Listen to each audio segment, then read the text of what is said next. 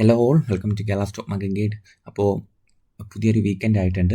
So market എല്ലാവർക്കും profitable ആയിരുന്നു വിശ്വസിക്കുകയാണ് കഴിഞ്ഞ വീക്ക്. സോ ഞാൻ ഈ വീഡിയോ റെക്കോർഡ് ചെയ്യുന്നതിൻ്റെ പ്രധാന കാര്യം, ഇനിയുള്ള ദിവസങ്ങളിൽ അല്ലെങ്കിൽ മാസങ്ങളിൽ ഞാൻ സ്വിംഗ് ട്രേഡിന് വേണ്ടി കൺസിഡർ ചെയ്യുന്ന സ്റ്റോക്സ് നിങ്ങളെ ഒന്ന് പരിചയപ്പെടുത്താൻ വേണ്ടിയിട്ടാണ് ഈ വീഡിയോ ചെയ്യുന്നത്. ഇതൊരു റെക്കമെൻഡേഷൻ വീഡിയോ അല്ല എന്നുള്ള കാര്യം ഞാൻ ആദ്യമേ നിങ്ങളെ സൂചിപ്പിക്കേണ്ട ഡിസ്ക്ലെയിമറായിട്ട്, മറിച്ച് ഞാൻ വാച്ച് ലിസ്റ്റിൽ ഇടാൻ പോകുന്ന സ്റ്റോക്കുകളുടെയും ആൻഡ് അതിൻ്റെ റേഞ്ചസും നിങ്ങൾ സ്റ്റഡി പർപ്പസിന് വേണ്ടി സെലക്ട് ചെയ്യാൻ കഴിയുന്ന സ്റ്റോക്സുകളെ കുറിച്ച് നിങ്ങളുടെ അടുത്തൊന്ന് പരിചയപ്പെടുത്താൻ വേണ്ടിയിട്ടാണ് വീഡിയോ ചെയ്യുന്നത്. സോ ഇത് ആദ്യം തന്നെ പറയുകയാണ്, ഇത് റെക്കമെൻഡേഷൻ വീഡിയോ അല്ല, മറിച്ച് സ്റ്റോക്സിൻ്റെ ഒരു സെലക്ഷനും അല്ലെങ്കിൽ മറിച്ച് ഞാൻ കൺസിഡർ ചെയ്യുന്ന സ്റ്റോക്സിനെ കുറിച്ച് ഡീപ്പായിട്ടുള്ള അനാലിസിസും ചെയ്യുന്ന ഒരു വീഡിയോ ആണ് ഇത്. സോ ഇപ്പോൾ നിഫ്റ്റി ആൻഡ് ബാങ്ക് നിഫ്റ്റിയുടെ വ്യൂ നമുക്ക് ആദ്യം പറയാം, അതിനുശേഷം നമുക്ക് സ്റ്റോക്സിനെ കുറിച്ച് ഡിസൈഡ് ചെയ്യാം. So Nifty and bank Nifty ഒരു ബുള്ളിഷ് മൊമെൻറ്റം കണ്ടിന്യൂ ചെയ്യുവാണെങ്കിൽ, കണ്ടിന്യൂ ചെയ്യാൻ തന്നെ ഒരു സാധ്യത ഉണ്ടെന്നാണ് എനിക്ക് തോന്നുന്നത്. കാര്യം നിങ്ങളിവിടെ നോക്കുകയാണെങ്കിൽ അറിയാം എത്ര പെർസെൻറ്റാണ് മാർക്കറ്റ് കഴിഞ്ഞ ദിവസങ്ങളിൽ മൂവ് ചെയ്തത്. സോ ഈ ഒരു ബേസിൽ നിന്ന് മോസ്റ്റ്ലി ഒരു 6% മൂവ്മെൻറ്റ് നിഫ്റ്റി തന്നിട്ടുണ്ട്. ആൻഡ് നിഫ്റ്റി അതിനുശേഷം ഒരു റീടെസ്റ്റ് ലെവല് നിൽക്കുകയാണ്. ഓക്കെ, അപ്പം ഇന്ത്യ അമേരിക്കയുടെ ട്രേഡ് ഇഷ്യൂസ് അല്ലെങ്കിൽ ഒരു ട്രേഡ് ഡീലൊക്കെ വർക്കൗട്ടായിട്ട് വരികയാണെങ്കിൽ മാർക്കറ്റിൽ സ്റ്റെബിലിറ്റി, നിഫ്റ്റിയിൽ ഒരു സ്റ്റെബിലിറ്റി ഉണ്ടാവും എന്നുള്ള പ്രതീക്ഷയിൽ നമുക്ക് ഇനിയുള്ള സ്റ്റോക്സിനെ കുറിച്ചൊക്കെ ഒന്ന് പഠിക്കാൻ ശ്രമിക്കാം. സോ അപ്പം ആദ്യം തന്നെ ഞാൻ പറയുന്ന സ്റ്റോക്കിൻ്റെ പേര് പിരമൽ ഫാർമ അല്ലെങ്കിൽ PPL ഫാർമ എന്ന് നമുക്ക് അടിച്ചു നോക്കിയാൽ അറിയാം. PPL ഫാർമ എന്ന് അടിച്ചു നോക്കിയാൽ അറിയാം, പിരമൽ ഫാർമ എന്നാണ് അറിയുന്നത്. സോ ഈ സ്റ്റോക്സാണ് ഞാൻ ആദ്യം തന്നെ സ്റ്റഡി പർപ്പസിന് വേണ്ടി എടുത്തത്. സോ നിങ്ങളോട് നോക്കുകയാണെങ്കിൽ ഒരു ഡിമാൻഡ് ഏരിയയിൽ നിൽക്കുകയാണ് പിരമൽ ഫാർമ എന്ന സ്റ്റോക്ക്. 1 ഡേ ചാർട്ടാണ് ഇട്ടേക്കുന്നത്. ഒരു 180 റേഞ്ചിലാണ് ഇപ്പോൾ നിൽക്കുന്നത്. സോ മോസ്റ്റ്ലി ഇവിടെ നോക്കുകയാണെങ്കിൽ ഹൈ പോയത് 307 ആണ്. ആ 307 എന്ന റേഞ്ചിൽ നിന്ന് മോസ്റ്റ്ലി ഒരു 40% ഡൗൺ സൈഡ് വന്നാണ് ഈ സ്റ്റോക്ക് നിൽക്കുന്നത്. ആൻഡ് നിങ്ങളിവിടെ നോക്കിയാൽ അറിയാം, ഈ സ്റ്റോക്കിൻ്റെ പെർഫോമൻസ് നോക്കുകയാണെങ്കിൽ ഒരു ഹിസ്റ്ററി നോക്കുകയാണെങ്കിൽ തന്നെ വളരെയധികം അപ്സൈഡ് തന്നിട്ടുണ്ട്. നോക്കിയാൽ നിങ്ങൾ അപ്സൈഡ് തന്നു പോയ സ്റ്റോക്കാണ് പിരമൽ ഫാർമ എന്ന് പറയുന്നത്. ആൻഡ് നിലവിൽ ഇവിടെ നിൽക്കുന്നത് ഒരു 202 എന്നുള്ള റേഞ്ചിലാണ് നിൽക്കുന്നത്. വലിയൊരു ഡിമാൻഡ് ഏരിയയിൽ സ്റ്റോക്ക് നല്ല രീതിയിൽ ഹോൾഡ് ചെയ്യുന്നുണ്ട്. സോ അപ്പം ഈ ഒരു സ്റ്റോക്കിനെ നമുക്ക് ഒരു സ്വിംഗ് ട്രേഡിന് വേണ്ടി ഞാൻ പരിഗണിക്കുന്നുണ്ട്. ഒരു പൊസിഷണൽ ബെറ്റായിട്ട് ഒരു ഒരു വലിയ ടാർഗറ്റൊക്കെ ആയിരിക്കും ഞാൻ ഇതിലെന്തായാലും ട്രേഡിൽ എൻ്റർ ആകുമ്പോൾ നോക്കുന്നത്. മിനിമം 270 to 290 റേഞ്ചൊക്കെ ടാർഗറ്റ് വെച്ചിട്ടായിരിക്കും എൻ്റർ ആവാൻ ശ്രമിക്കുക. സോ ഒരു മൈന്യൂട്ട് ലെവലിൽ ഞാനിവിടെ ഈ സ്റ്റോക്കിനെ കുറിച്ച് വാച്ച് ചെയ്യുമ്പോഴത്തേക്കും ഈ സ്റ്റോക്ക് എവിടെയാണ് റെസിസ്റ്റൻസ് എടുക്കണമെന്ന് തോന്നുന്നത്. ഈ സ്റ്റോക്ക് നിലവിൽ ഒരു ചെറിയ റെസിസ്റ്റൻസ് എടുക്കുന്നത് ഈ ഒരു ട്രെൻഡ് ലൈനിലാണെന്ന് നമുക്കൊന്ന് സൂചിപ്പിക്കാം അല്ലേ. ഒരു ചെറിയ ട്രെൻഡ് ലൈനിലാണ് ഈ സ്റ്റോക്ക് റെസിസ്റ്റൻസ് എടുക്കുന്നത്. നിങ്ങൾ നോക്കി, ഈ ഒരു റേഞ്ചിൽ നിന്ന് നമ്മളിവിടെ ഈ സ്റ്റോക്കിനെ ഒന്ന് അനലൈസ് ചെയ്യാൻ നോക്കുകയാണെങ്കിൽ ഈ ഒരു റേഞ്ച് സ്റ്റോക്ക് റെസിസ്റ്റൻസ് എടുത്തു, ആൻഡ് ഈ ഒരു റേഞ്ച് റെസിസ്റ്റൻസ് എടുത്തു, ആൻഡ് ഈ ഒരു റേഞ്ച് റെസിസ്റ്റൻസ് എടുത്തു, ആൻഡ് ഈ ഒരു റേഞ്ച് റെസിസ്റ്റൻസ് എടുത്തു, ആൻഡ് ഈ ഒരു റേഞ്ച് റെസിസ്റ്റൻസ് എടുത്തു, വീണ്ടും ഈ റേഞ്ചിൽ എത്തിയിരിക്കുകയാണ്. സോ ഇപ്പോൾ മാർക്കറ്റ് കുറച്ചും കൂടെ കംഫർട്ടബിളായിട്ട് എൻട്രി ചെയ്യണമെങ്കിൽ ഈ ഒരു ഏരിയ ഒന്ന് നല്ല രീതിയിൽ മാർക്കറ്റ് നല്ലൊരു വോളിയത്തോടെ ചെറിയൊരു ബ്രേക്ക്ഔട്ട് ക്യാൻഡിലെങ്കിലും കിട്ടിയാൽ വളരെ നല്ലൊരു എൻട്രി നമുക്കിവിടെ കിട്ടും. മറിച്ച് നമുക്കിപ്പോൾ ഡിമാൻഡ് ഏരിയയിൽ വേണമെങ്കിൽ ഈ സ്റ്റോക്കിൽ കൺസിഡർ ചെയ്ത് കുറച്ച് മാസം ഹോൾഡ് ചെയ്യാവുന്ന ട്രേഡായിട്ട് ഞാൻ കൺസിഡർ ചെയ്യും. സോ എന്തായാലും ഞാൻ ഈ സ്റ്റോക്ക് ഒന്ന് പരിഗണിക്കുന്നുണ്ട്. അപ്പോൾ എൻ്റെ സ്റ്റോപ്പ് ലോസ് വരുന്നത് എന്തായാലും 180ക്ക് താഴെ മാത്രമായിരിക്കും. അപ്പോൾ ഞാൻ വരുന്ന ദിവസങ്ങളിൽ പിരമൽ ഫാർമയുടെ ഒരു പ്രൈസ് ആക്ഷൻ പഠിച്ച ശേഷം ഒരു എൻട്രി ഞാൻ കൺസിഡർ ചെയ്യും. മാക്സിമം എന്തായാലും ഒരു 25%, മിനിമം 25% ഒരു അപ്സൈഡ് ഞാൻ ക്യാച്ച് ചെയ്യാനായിട്ടുള്ള നോക്കും. 25% to 30% ഈ റേഞ്ചിൽ ഞാൻ ക്യാച്ച് ചെയ്യാൻ നോക്കും. നമുക്ക് നോക്കാം. എന്തായാലും പിരമൽ ഫാർമയുടെ ഒരു പ്രൈസ് ആക്ഷൻ ഈ വീക്കും കൂടെ ഞാൻ വാച്ച് ചെയ്ത ശേഷം എൻട്രി കൺസിഡർ ചെയ്യുന്നതായിരിക്കും. സോ അപ്പോൾ നിങ്ങൾക്ക് എന്ത് തോന്നുന്നു? പിരമൽ ഫാർമയിൽ ഒരു എൻട്രി സാധ്യത മുൻപിലുണ്ടെന്ന് നിങ്ങൾക്ക് തോന്നുന്നുണ്ടോ? സോ അടുത്ത സ്റ്റോക്ക് ഞാൻ പറയാം. അടുത്ത സ്റ്റോക്ക് എന്ന് പറയുന്നത് ബ്ലൂ സ്റ്റാർ എന്ന് പറഞ്ഞ സ്റ്റോക്കാണ്. പലർക്കും അറിയായിരിക്കും, ബ്ലൂ സ്റ്റാർ എന്ന് കേട്ടിട്ടുണ്ടായിരിക്കും അല്ലേ. അപ്പം ബ്ലൂ സ്റ്റാർ എന്ന് പറഞ്ഞ സ്റ്റോക്ക് ഞാൻ കൺസിഡർ ചെയ്യുകയാണ്. അപ്പോൾ നിങ്ങളിവിടെ നോക്കുകയാണെങ്കിൽ ബ്ലൂ സ്റ്റാറും ഒരു നല്ല ഒരു IPO ബേസിൽ നിന്നൊക്കെ വളരെയധികം മികച്ച രീതിയിൽ അപ്സൈഡ് പോയ സ്റ്റോക്കാണ്. ഹിസ്റ്ററി നോക്കുകയാണെങ്കിൽ ഒരുപാട് വർഷം മുന്നേ സ്റ്റോക്ക് മാർക്കറ്റിൽ ലിസ്റ്റ് ചെയ്ത് അവിടെ നിന്നും സ്റ്റോക്കിൻ്റെ ഹിസ്റ്ററി നോക്കുകയാണെങ്കിൽ വളരെ അപ്സ് ആൻഡ് ഡൗൺസ് നിറഞ്ഞ് എന്നാൽ വളരെയധികം പെർഫോം ചെയ്ത് ഈ സ്റ്റോക്ക് അപ്സൈഡ് പോയിട്ടുള്ളതാണ്. സോ ഇപ്പം നിലവിലിവിടെ നോക്കുകയാണെങ്കിൽ ഈ സ്റ്റോക്ക് ട്രേഡ് ചെയ്യുന്നത് ഈ ഒരു ട്രെൻഡ് ലൈനിലാണ് അറ്റാച്ച് ചെയ്താണ് ഈ സ്റ്റോക്ക് ട്രേഡ് ചെയ്യുന്നത്. സോ ഒരു ഡിമാൻഡ് ഏരിയയിൽ എന്ന് പറയുന്നത് നമുക്കൊരു ഡിമാൻഡ് ഏരിയ എന്ന് നമുക്കിവിടെ പറയണമെങ്കിൽ ഈ ഒരു സോൺ ഒരു ഡിമാൻഡ് ഏരിയ ആയിട്ട് വർക്ക് ചെയ്യാൻ സാധ്യതയുണ്ട്. ഏതാണ് ഈ സ്റ്റോക്ക് 1844 എന്നുള്ള റേഞ്ച് ഒരു ഡിമാൻഡ് ഏരിയ ആയിട്ട് വർക്ക് ചെയ്യാൻ സാധ്യതയുണ്ട്. മിനി ഡിമാൻഡ് ഏരിയ ആയിട്ട് വർക്ക് ചെയ്യാൻ സാധ്യതയുണ്ട്. സോ അതുവരെ ഈ സ്റ്റോക്ക് വരുമോ എന്നുള്ളൊരു പ്രതീക്ഷ എനിക്കില്ല. മറിച്ച് ഞാൻ എന്തായാലും ഒരു 5% മൂവ് ഒരു മീഡിയം ടേമിൽ ഈ സ്റ്റോക്കിൽ ഉണ്ടാവുമെന്ന് പ്രതീക്ഷിക്കുന്നുണ്ട്. ആൻഡ് ഈ ഒരു റേഞ്ച് 2100 എന്നുള്ള റേഞ്ച് ബ്രേക്ക് ചെയ്യുകയാണെങ്കിൽ 2300 to 2500 എന്നുള്ള റേഞ്ചിൽ ബ്ലൂ സ്റ്റാർ എന്ന് പറഞ്ഞ കമ്പനി പോകാൻ സാധ്യതയുണ്ട്. സോ എന്തായാലും എൻ്റെ ഒരു പ്രൈസ് ആക്ഷൻ വെച്ചിട്ട് ഈ സ്റ്റോക്കിൻ്റെ ഇൻറ്റൻഷൻ, ഓരോ സ്റ്റോക്കിനും ഓരോ നമുക്കറിയാമല്ലോ, നമുക്ക് വാച്ച് ചെയ്യുമ്പോൾ കാര്യങ്ങൾ ഓരോ ഈ സ്റ്റോക്കിൻ്റെ ഇൻറ്റൻഷൻ എന്ന് പറഞ്ഞാൽ ഹയർ ഹൈ തന്നു പോവുകയാണ്. സോ എന്തായാലും സ്റ്റോക്കിൽ ബയേഴ്സിൻ്റെ ഒരു പ്രസൻസ് ഞാനിവിടെ കാണുന്നുണ്ട്. ആൻഡ് ഈ ഒരു മേജർ ഏരിയ 2090 അല്ലെങ്കിൽ 2100 എന്നുള്ള റേഞ്ചിൽ ഒരു റെസിസ്റ്റൻസ് ഉണ്ടാകാൻ സാധ്യതയുണ്ട്. ആ ഏരിയ കൂടെ ബ്രേക്ക് ചെയ്യുകയാണെങ്കിൽ 25 to 30% മൂവ് ഞാൻ ഈ സ്റ്റോക്കിൽ പ്രതീക്ഷ ചെയ്യുന്നുണ്ട്. ബ്ലൂ സ്റ്റാർ എന്നാണ് കമ്പനിയുടെ പേര്. അപ്പോൾ നിങ്ങൾ ഈ സ്റ്റോക്ക് ഒന്ന് വാച്ച് ലിസ്റ്റിലിട്ട് പഠിക്കാൻ ശ്രമിക്കുക. ഓക്കെ, അടുത്ത സ്റ്റോക്ക് എന്ന് പറയുന്നത് എല്ലാവർക്കും അറിയാവുന്ന സ്റ്റോക്കാണ് VEDL അല്ലെങ്കിൽ വേദാന്ത എന്ന് പറയും, അറിയായിരിക്കും. അപ്പോൾ ഞാൻ ഓൾറെഡി ഹോൾഡ് ചെയ്യുന്ന സ്റ്റോക്കാണ് വേദാന്ത. അപ്പോൾ വേദാന്തയിൽ കുറച്ചും കൂടെ കാലം ഹോൾഡ് ചെയ്ത് അല്ലെങ്കിൽ കുറച്ചും കൂടെ ക്വാണ്ടിറ്റി ആഡ് ചെയ്യണോ വേണ്ടോ എന്നുള്ള കാര്യം ഞാൻ തീരുമാനിച്ചിട്ടില്ല. അപ്പം നിങ്ങളുടെ പ്രൈസ് ആക്ഷൻ നമുക്ക് നോക്കാം. വേദാന്തയിലെ കുറച്ചധികം കാലമായി വേദാന്ത ഈ ഒരു ഏരിയയിൽ റെസിസ്റ്റൻസ് എടുത്ത് നിൽക്കുകയായിരുന്നു. ഏത് ഏരിയ ആയിരുന്നു? 470 എന്നുള്ള റേഞ്ചിൽ വേദാന്ത റെസിസ്റ്റൻസ് എടുത്ത് നിൽക്കുമായിരുന്നു കുറച്ചധികം കാലമായിട്ട്. ആൻഡ് നൗ കഴിഞ്ഞ 2 ആഴ്ചക്കുള്ളിൽ നടന്ന ഇതിൻ്റെ പ്രൈസ് ആക്ഷൻ വാച്ച് ചെയ്യുകയാണെങ്കിൽ വേദാന്ത ആ ഒരു റെസിസ്റ്റൻസ് സോൺ, ആ ഒരു സപ്ലൈ സോൺ ഒന്ന് ബ്രേക്ക് ചെയ്യാനുള്ള ശ്രമം നടത്തിയിട്ടുണ്ട് ഈ ഒരു ക്യാൻഡിലൂടെ. നിങ്ങളിവിടെ സൂം ചെയ്ത് നോക്കുകയാണെങ്കിൽ ഈ ഒരു ക്യാൻഡിലിൽ വേദാന്ത ആ ഒരു റെസിസ്റ്റൻസ് എന്താ പറയുക, ആ ഒരു ഓവർ ഹെഡ് സപ്ലൈ ഒന്ന് കവർ ചെയ്ത് അപ്സൈഡ് പോയിട്ടുണ്ട്. ആൻഡ് ശേഷം മാർക്കറ്റ് ഡൗൺ സൈഡ് വന്ന ശേഷം വീണ്ടും അപ്സൈഡ് പോയി. അത് റീടെസ്റ്റ് ക്യാൻഡിലായിരുന്നു. അപ്പോൾ നിങ്ങളിവിടെ നോക്കുകയാണെങ്കിൽ റീടെസ്റ്റ് ഫെയിലായോ ഇല്ല എന്ന് നിങ്ങൾക്ക് തോന്നൽ വരും. മറിച്ച് റീടെസ്റ്റ് ഫെയിലായിട്ടൊന്നുമില്ല. നിങ്ങൾ നോക്കുകയാണെങ്കിൽ ആ റീടെസ്റ്റ് ക്യാൻഡിലിൻ്റെ ആ ഒരു ബ്രേക്ക് ഔട്ട് ക്യാൻഡിലിൻ്റെ അപ്സൈഡ് ലോ വരെ വന്നിട്ടാണ് ഈ സ്റ്റോക്ക് റീടെസ്റ്റ് ചെയ്ത് അപ്സൈഡ് പോയത്. സോ ഒരു പ്യുവർലി ഒരു എന്താ പറയുക, ബയേഴ്സിനെ ട്രാപ്പ് ചെയ്ത ശേഷം സെല്ലേഴ്സിനെ എൻട്രി ചെയ്യിപ്പിച്ചു, ശേഷം സെല്ലേഴ്സിനെ ട്രാപ്പ് ചെയ്ത് ഈ സ്റ്റോക്ക് അപ്സൈഡ് പോവുകയാണ് ചെയ്തത്. സോ ഞാൻ വേദാന്ത എൻ്റെ വാച്ച് ലിസ്റ്റിൽ ഇട്ടിട്ടുണ്ട്. ഇപ്പം നിലവിൽ 495 ട്രേഡ് ചെയ്യുന്നത്. ഞാൻ ട്രേഡ് സത്യത്തിൽ ഹോൾഡ് ചെയ്യുന്നുണ്ട്. സോ അപ്പം ഒരു ചെറിയ റീടെസ്റ്റും കൂടെ കിട്ടുമോ ഇല്ല എന്നുള്ള കാര്യം ഞാൻ വാച്ച് ചെയ്യും. മേ ബി ഇതാ ഈ ഒരു ഏരിയയിലെ ഒരു 480 റേഞ്ചിലേക്ക് ഒരു റീടെസ്റ്റും കൂടെ കിട്ടുവാണെങ്കിൽ കുറച്ചുകൂടെ ക്വാണ്ടിറ്റി ആഡ് ചെയ്തിട്ട് റൈഡ് ചെയ്യാമെന്നായിരിക്കും ഞാൻ ചിന്തിക്കുന്നത്. എന്തായാലും ഒരു മിനിമം ഞാൻ നോക്കുന്നത് മിനിമം 10% മൂവ്മെൻറ്റ് ഞാൻ വരുന്ന വീക്സിൽ വേദാന്തയിൽ പ്രതീക്ഷിക്കുന്നുണ്ട്. ബട്ട് അതിൽ കൂടുതൽ കിട്ടാൻ സാധ്യതയുണ്ട്. നമ്മളിവിടെ ടോട്ടലി നോക്കുകയാണെങ്കിൽ 560 to 580 റേഞ്ച്, ഈ റേഞ്ചിലോട്ട് വരുന്ന വീക്സ് ഈ സ്റ്റോക്ക് പോകാൻ സാധ്യതയുണ്ട്. സോ വരുന്ന ആഴ്ചകളിൽ നിങ്ങൾ വേദാന്ത നിങ്ങളുടെ വാച്ച് ലിസ്റ്റിലിട്ട ഒരു നല്ല ട്രേഡിംഗ് ഓപ്പർച്യൂണിറ്റീസ് കിട്ടാൻ സാധ്യതയുണ്ട്. സോ എന്തായാലും ഡിമാൻഡ് ഏരിയ കണക്കാക്കി മാത്രം ട്രേഡ് എടുക്കാൻ ശ്രമിക്കുക. അല്ലെങ്കിൽ നിങ്ങൾ പഠിക്കുമ്പോഴത്തേക്ക് അല്ലാതെ ഗുണമില്ല. നമ്മൾ റാൻഡമായിട്ടൊരു എൻട്രി എടുത്തിട്ട് കാര്യമില്ല. നമുക്ക് മോസ്റ്റ് പ്രോബബിലിറ്റി കിട്ടുന്ന ഏരിയാസിൽ നമ്മൾ എൻട്രി എടുക്കാൻ ശ്രമിക്കുക. ഓക്കെ, അടുത്ത ഒരു സ്റ്റോക്ക് എന്ന് പറയുന്നത് BEML ആണ്. BEML നമ്മൾ ടെലിഗ്രാം ഗ്രൂപ്പിൽ ഞാൻ അപ്ഡേറ്റ് ചെയ്തിട്ടുണ്ടായിരുന്നു BEMLൻ്റെ കാര്യം. സോ BEML നോക്കുകയാണെങ്കിൽ വളരെ ക്ലാസിക് ആയിട്ടുള്ളൊരു എന്താ പറയുക എൻട്രി ആയിരുന്നു വന്നത്. നിങ്ങളിവിടെ നോക്കുകയാണെങ്കിൽ BEML എത്ര ഡൗൺ സൈഡാണ് വന്നത് നമുക്കൊന്ന് ചെക്ക് ചെയ്യാം. BEML ഹൈയിൽ നിന്നും BEML വന്നത് മോസ്റ്റ്ലി ഒരു 57% ഡൗൺ സൈഡ് ഈ സ്റ്റോക്കിൽ വന്നിട്ടുണ്ട്. ആൻഡ് അതിനുശേഷം എന്താ സംഭവിച്ചത്? BEML ആ ഒരു റേഞ്ച് ബൗണ്ടായിട്ടാണ് കുറേ അധികം കാലം നിന്നത് അല്ലേ. അപ്പോൾ നിങ്ങളിവിടെ നോക്കുകയാണെങ്കിൽ അറിയാം മാക്സിമം ജൂലൈ തൊട്ട്, കഴിഞ്ഞ വർഷം ജൂലൈ തൊട്ട് ഈ ജൂലൈ വരെ ഈ റേഞ്ച് ബൗണ്ടിനുള്ളിലാണ് നിൽക്കുന്നത്.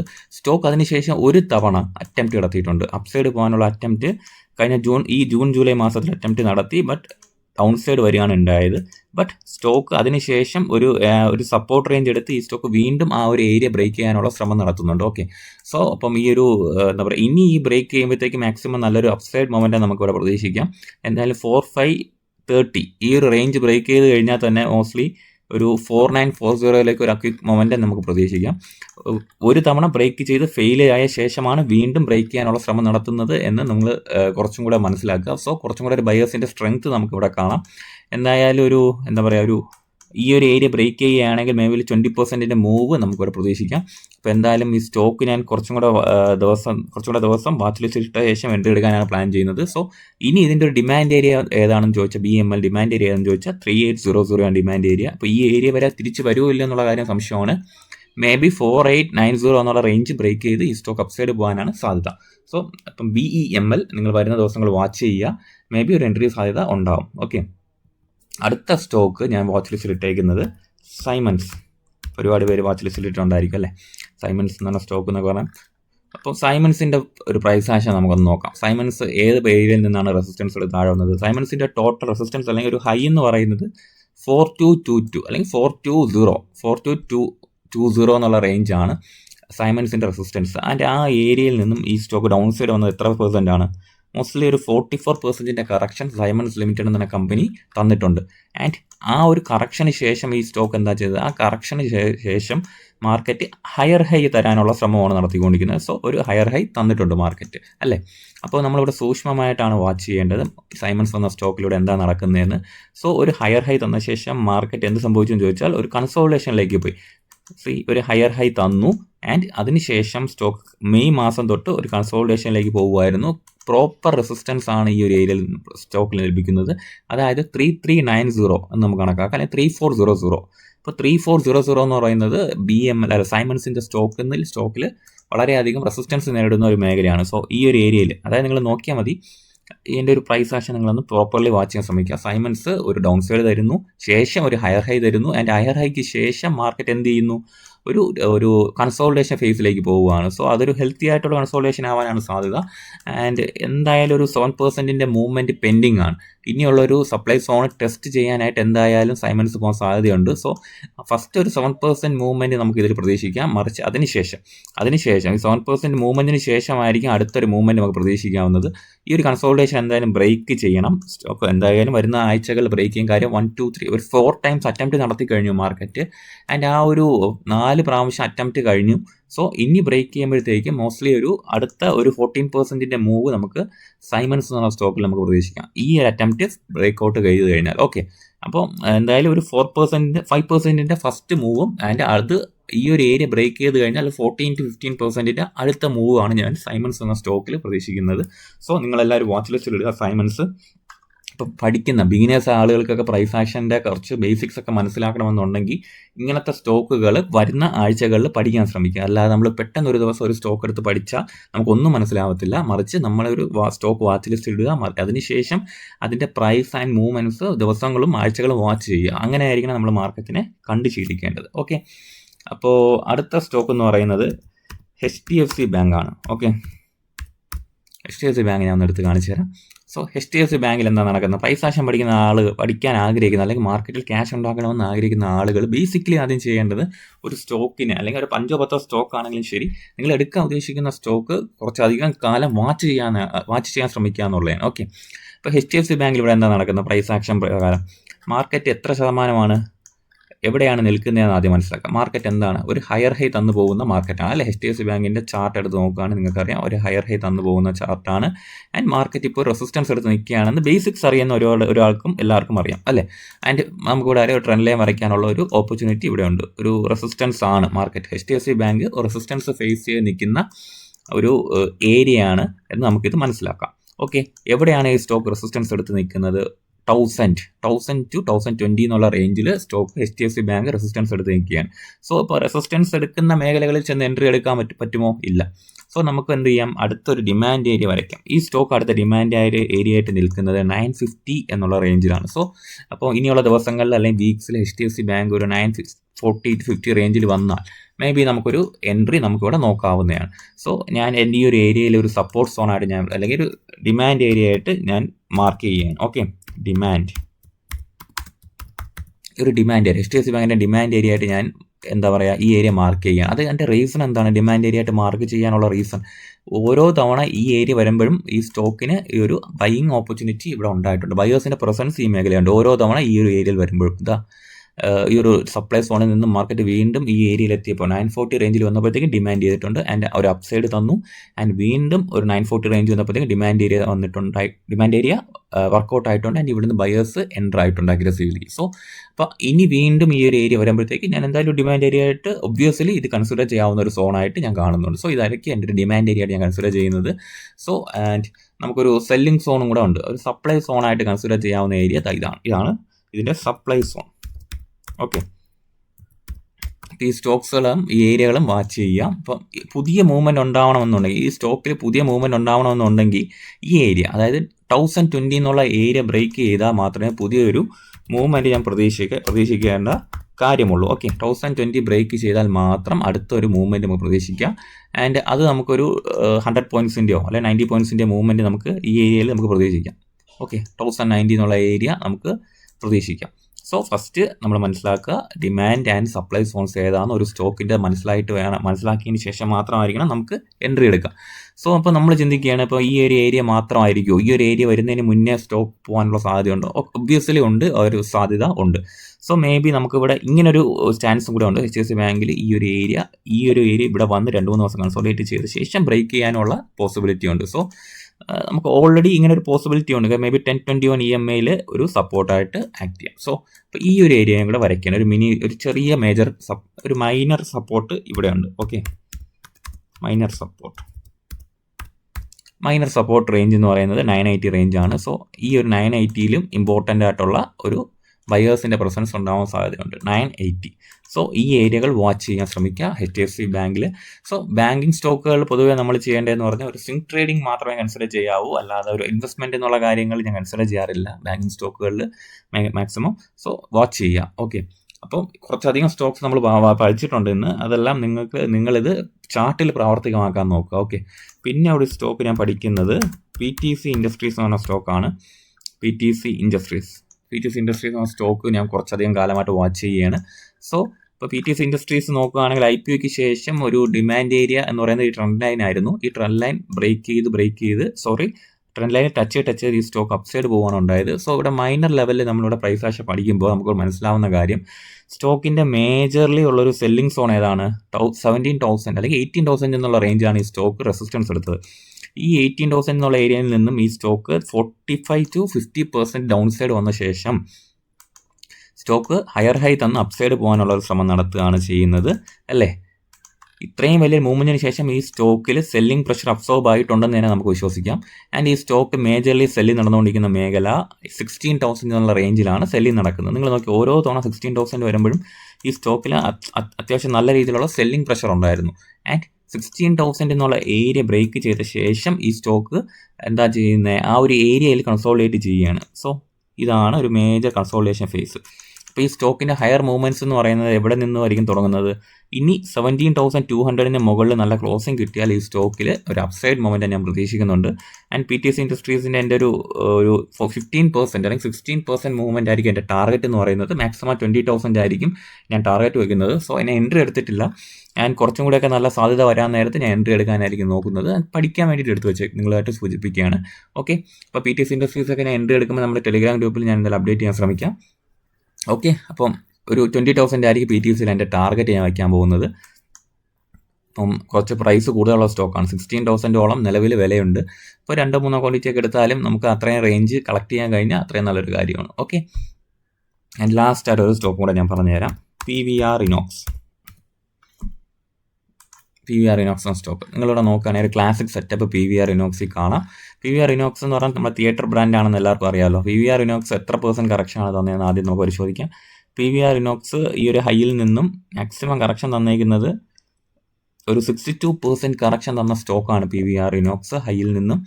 ആൻഡ് ആ ഒരു ഹൈക്ക് ശേഷം, ആ ഒരു കറക്ഷന് ശേഷം മാർക്കറ്റ് എന്താണ് ഇവിടെ ചെയ്യുന്നതെന്ന് നമുക്ക് പരിശോധിക്കാം. നമുക്ക് ഒന്ന് സൂം ചെയ്ത് നോക്കാം അതിന്. സോ PVR ഇനോക്സിൻ്റെ ആ ഒരു അത്രയും വലിയൊരു കറക്ഷന് ശേഷം സ്റ്റോക്ക് എന്താ ചെയ്യുന്നത്? ഇവിടെയും നമ്മളൊരു സെയിം പാറ്റേൺ നമുക്കിവിടെ കാണാൻ കഴിയും. ഹയർ ഹൈ തന്ന് സ്റ്റോക്ക് അപ്സൈഡ് പോകാൻ ശ്രമിക്കുകയാണ്. ആൻഡ് ഓരോ തവണ ഈ സ്റ്റോക്കിനും സപ്പോർട്ട് എടുക്കുന്നത് ഈ ഒരു ട്രെൻഡ് ലൈനിലാണ്, അല്ലേ? ഈ ഒരു ട്രെൻഡ് ലൈൻ വളരെ ഇമ്പോർട്ടൻ്റ് ആണ്. അത് നിങ്ങൾ മാർക്ക് ചെയ്ത് വയ്ക്കുക. ട്രെൻഡ് ലൈന് ഈ ഒരു കേസിൽ PVR ഇനോക്സ് സ്റ്റോക്കിൽ ഇമ്പോർട്ടൻ്റ് ആണ്. കാര്യം ഓരോ തവണ ട്രെൻഡ് ലൈൻ ടച്ച് ചെയ്യുമ്പോഴും ഈ സ്റ്റോക്കിന് ഡിമാൻഡായിട്ട് ആക്ട് ചെയ്യുന്നുണ്ട്. സോ ഈ സ്റ്റോക്കിൽ കഴിഞ്ഞ 4 ദിവസമായിട്ട് വളരെ ഇൻട്രസ്റ്റിംഗ് ആയിട്ടുള്ള കാര്യം നടക്കുന്നുണ്ട്. ആൻഡ് ഈ ഒരു over head supply market cover ചെയ്യാനായിട്ട് ശ്രമിക്കുന്നുണ്ട്, അല്ലേ? എവിടെയാണ് ഈ സപ്ലൈ അടിക്കുന്നത്? ഈ 1200 എന്നുള്ള റേഞ്ചിൻ്റെ ഒരു സപ്ലൈ ആയിരിക്കണം ഇപ്പോൾ ഈ സ്റ്റോക്ക് നേടുന്നത്. ഒരു റൗണ്ട് ഫിഗർ സപ്ലൈ ആയിരിക്കാം. അപ്പോൾ നിങ്ങൾ നോക്കുകയാണെങ്കിൽ 1175 എന്നുള്ള റേഞ്ച് ബ്രേക്ക് ചെയ്ത് കഴിഞ്ഞാൽ സ്റ്റോക്കിന് മേ ബി ഒരു നല്ലൊരു മൂവ്മെൻറ്റ് നമുക്കിവിടെ പ്രതീക്ഷിക്കാം. എന്തായാലും ഒരു 30% മൂവ്മെൻറ്റ് പെൻഡിങ് ആണ്, അല്ലേ? എന്തായാലും ഞാൻ PVR ഇനോക്സിൽ ഒരു 30% മൂവ്മെൻറ്റ് ആയിരിക്കും ഞാൻ ക്യാച്ച് ചെയ്യാൻ ശ്രമിക്കുക. ആൻഡ് ഒരു ഇമ്മീഡിയറ്റ് ടാർഗറ്റ് എന്ന് ഞാൻ പറയുന്നില്ല, ഒരു ഇമ്മീഡിയറ്റ് സപ്ലൈ എന്ന് വേണമെങ്കിൽ നമുക്ക് പറയാം. ഇമ്മീഡിയറ്റ് ഒരു എന്താ പറയുക ടാർഗറ്റ്, ഒരു മൊമെൻറ്റം ടാർഗറ്റ് എന്നുള്ള രീതിയിൽ വേണമെങ്കിൽ എന്താ പറയുക, ഒരു 10% മൂവ് നമുക്കിവിടെ പ്രതീക്ഷിക്കാം ഈ ഒരു ഏരിയ വരെ 1300 റേഞ്ചിൽ ഒരു സപ്ലൈ പ്രതീക്ഷിക്കാം. മറ്റൊരു ഇമീഡിയറ്റ് ടാർഗറ്റായിട്ട് ഞാൻ പ്രതീക്ഷിക്കുന്ന ഒരു 10% മൂവ് ആയിരിക്കും. പിന്നെ അതിനുശേഷം ഒരു എക്സ്റ്റെൻഡ് ടാർഗറ്റായിട്ട് 22% മൂവ്മെൻറ്റ്. സോ ഇങ്ങനെയാണ് 2 ടാർഗറ്റ് എന്തായാലും വേണം. ഒറ്റ ടാർഗറ്റ് വെച്ച് പോയാൽ നമ്മൾ മേ ബി അഡമൻ്റായിട്ട് നമ്മൾ നിൽക്കും. സോ ഇതിൻ്റെ 2 ടാർഗറ്റ്, ഒരു 10% അതിൻ്റെ അടുത്തത് 22%. ഈ ഒരു 2 ഏരിയ കവർ ചെയ്യാനായിരിക്കും ഞാൻ PVR ഇനോക്സിൽ എൻട്രി വരുമ്പോൾ ഞാൻ നോക്കുന്നത്. സോ ഉള്ളതിലൊരു ക്ലിയർ പ്രൈസ് ആക്ഷൻ നമുക്ക് ഇതിൽ വിസിബിൾ ആണ്. ഓക്കെ, ഒരു കൺസോൾട്ടേഷൻ ഫേസ് ആണ്, ഒരു ചെറിയ ബേസ് ആണ്. ഇതാണ് പറയുന്നത് ഒരു മാർക്കറ്റ് ഒരു ബേസ് ഉണ്ടാക്കി എന്ന് പറയാം. അപ്പം ബേസിൽ നിന്ന് ബ്രേക്ക് ഔട്ട് ചെയ്യുമ്പോഴത്തേക്കും കുറച്ചും കൂടെ ഒരു സ്ട്രെങ്ത് ഉണ്ടാവും എന്നാണ് ഞാൻ കരുതുന്നത്. സോ ബേസ് ഇതാണ്, ഈ ഒരു ബേസിൽ നിന്നാണ് ഈ സ്റ്റോക്ക് ബ്രേക്ക് ഔട്ട് ചെയ്യാൻ ശ്രമിക്കുന്നത്. അപ്പോൾ നമുക്ക് എന്തായാലും PVR ഇനോക്സും കൂടെ ഈ വരുന്ന ആഴ്ചകളിലും മാസങ്ങളിലും പഠിക്കാൻ ശ്രമിക്കാം. സോ ഞാൻ ഇത്രയും സ്റ്റോക്സ് ആണ് ഞാൻ വരുന്ന മാസങ്ങളിൽ കൺസിഡർ ചെയ്യുന്നത്. അപ്പോൾ നിങ്ങൾക്ക് ഏതെങ്കിലും സജഷൻസ്, നിങ്ങൾക്ക് ഏതെങ്കിലും സ്റ്റോക്സ് ചോദിക്കാനുണ്ടെങ്കിൽ കമൻറ്റ് ബോക്സിൽ നിങ്ങൾക്ക് കാര്യങ്ങൾ ചോദിക്കാം. ഞാനത് റിപ്ലൈ ചെയ്യാൻ ശ്രമിക്കുന്നതായിരിക്കും അടുത്ത വീഡിയോയിലൂടെ. സോ ഏതെങ്കിലും ഡൗട്ട്സ് ഉണ്ടെങ്കിൽ നിങ്ങൾക്ക് ടെലിഗ്രാം ഗ്രൂപ്പിലും ജോയിൻ ചെയ്യാം, നമുക്ക് പേഴ്സണലി മെസ്സേജ് അയക്കുകയും ചെയ്യാം. ഓക്കെ, അപ്പോൾ താങ്ക് യു.